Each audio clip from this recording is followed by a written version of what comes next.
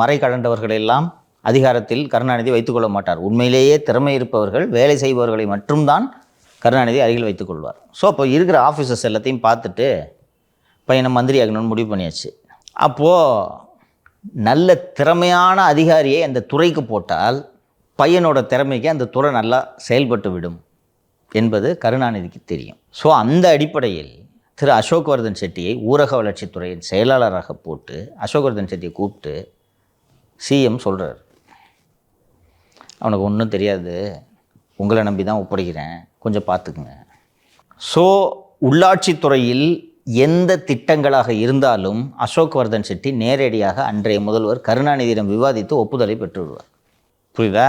ஒப்புதல் வாங்கின உடனே அந்த பீரியடில் தான் சென்னை மாநகராட்சி விரிவாக்கம் செய்யப்பட்டது என்று நான் நினைக்கிறேன்.